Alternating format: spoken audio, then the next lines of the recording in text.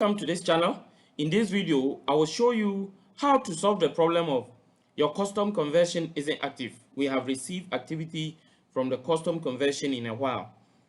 Please check to make sure that the URL or event you have used to define the rule hasn't changed and that the custom conversion rule is still properly configured. Now, if you look here, you see that the problem has vanished. And then even here, when I come back, if I refresh it, this thing will disappear. It has been solved already. Now, I want to show you how I was able to solve it. Now, this particular problem occurs if your pixel, the conversion event you are optimizing for in your advert is not active. For example, I created a custom conversion called booking submitted. And this is the website. So I want that anyone who follows this particular form and submit a form and book something on the website, it will indicate that the person has booked. And how do we know if the person has booked? If the person submitted, it is supposed to bring them to the thank you page.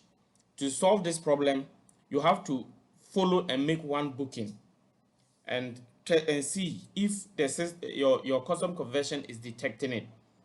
So what did I do? I first of all made sure that in the event manager it is properly tracked. You see the URL of the thank you page is there, and to be able to get to the URL of the thank you page, what I normally advise is that if it is if something that a person can submit the booking or purchase for free, then you can do that. If they have to make a payment, you can reduce the amount to a very small figure so that when they are making a payment, it's just a test. Okay, so what I did is that I had to follow this form, fill the details and submit.